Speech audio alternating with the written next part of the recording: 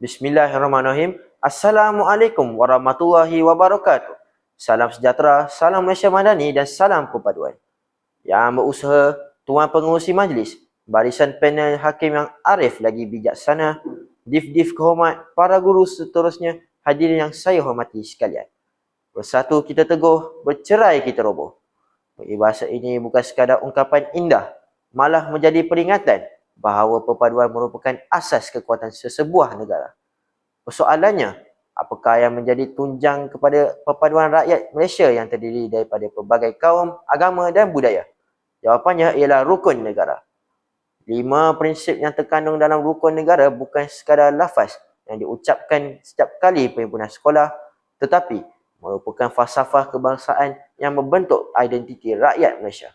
Daripada 5 prinsip tersebut, saya memilih untuk menguraikan prinsip keluhuran perlembagaan kerana di sinilah terletaknya asas kepada kestabilan, keharmonian dan kemakmuran negara.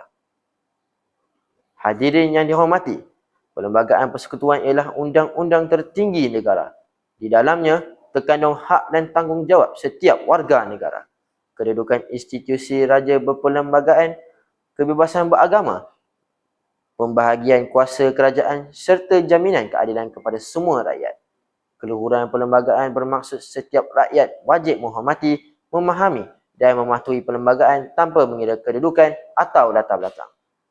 Tiada sesiapa yang mengatasi perlembagaan. Inilah asas kepada sebuah negara yang aman dan berdaulat. Namun begitu, cabaran hari ini semakin besar. Kita hidup dalam era digital yang membolehkan maklumat disebarkan dalam sekelip mata. Malangnya, terdapat segelintir masyarakat yang mudah mempercayai berita palsu, menyebarkan fitnah, menghina institusi negara dan mengeluarkan kenyataan berbau kebencian tanpa menyelidik kebenarannya. Sikap seperti ini bukan sahaja melanggar nilai murni, malah boleh menggugat keharmonian negara. Sidang hadirin sekalian, keluhuran perlembagaan tidak mampu berdiri sendiri. Prinsip ini saling berkait dengan 4 prinsip rukun negara yang lain. Kepercayaan kepada Tuhan mendidik kita menjadi insan yang berakhlak, jujur dan bertanggungjawab. Individu yang benar-benar menghayati ajaran agama pasti akan menghormati hak orang lain dan menjauhi perbuatan yang boleh memecah belahkan masyarakat. Kesetiaan kepada raja dan negara pula mengajar kita agar menghormati institusi raja berperlembagaan yang menjadi lambang perpaduan negara.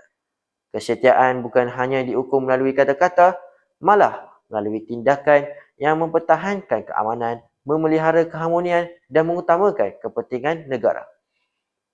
Prinsip kedaulatan undang-undang memastikan setiap individu dilayan secara adil tanpa mengira pangkat atau kedudukan. Apabila undang-undang dihormati, keadilan dapat ditegakkan dan keamanan dapat dipelihara. Akhir sekali, kesopanan dan kesusilaan menjadi benteng kepada hubungan sesama manusia. Dalam dunia media sosial hari ini, adab semakin terhakis, kata-kata yang kasar, fitnah dan penghinaan semakin mudah ditularkan. Sedangkan masyarakat yang bertamadun ialah masyarakat yang mampu berbeza pendapat tanpa memutuskan silaturahim. Hadirin yang saya hormati, sebagai generasi pewaris negara, apakah tanggungjawab kita? Pertama, fahami perlembagaan dan hayati rukun negara. Jangan sekadar menghafalnya, tetapi amalkan dalam kehidupan seharian. Kedua, jadilah pengguna media sosial yang beretika. Semak sebelum berkongsi, fikir sebelum menulis dan hormati sebelum mengkritik. Kebebasan bersuara bukan berarti kebebasan menghina. Ketiga, pupuk semangat perpaduan. Hormatilah kepelbagaian budaya, agama dan bahasa kerana itulah keunikan Malaysia. Perbezaan bukan alasan untuk berpecah, sebaliknya peluang untuk saling memahami. Keempat, patuhi undang-undang dan amalkan integriti. Negara yang maju bukan hanya diukur melalui bangunan pencakar langit, tetapi melalui rakyat yang berdisiplin, berakhlak dan bertanggungjawab. Hadirin sekalian, Tunku Abdul Rahman pernah menyatakan bahawa kekuatan sesebuah negara terletak pada perpaduan rakyat.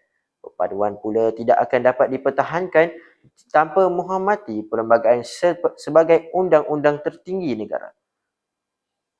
Marilah kita menjadikan rukun negara sebagai panduan hidup bukan sekadar lafaz di bibir. Jadikan keluhuran perlembagaan sebagai benteng dan menyatukan rakyat, kedaulatan undang-undang sebagai jaminan keadilan, kesopanan dan kesusilaan sebagai budaya masyarakat, kesetiaan kepada raja dan negara sebagai lambang patriotisme, serta kepercayaan kepada Tuhan sebagai asas pembentukan insan yang berintegriti. Sebelum saya mengakhiri pidato ini, izinkan saya mengajak hadirin merenung sejenak. Jika kita ingin mewariskan sebuah Malaysia yang aman, jangan hanya membaca perlembagaan. Fahamilah maknanya. Jangan hanya melafazkan rukun negara, hayatilah semangatnya. Dan jangan hanya mencintai negara dengan kata-kata, buktikan dengan cinta itu melalui tindakan. Sesungguhnya, keluhuran perlembagaan ialah nadi perpaduan dan perpaduan ialah jiwa Malaysia. Sekian, terima kasih.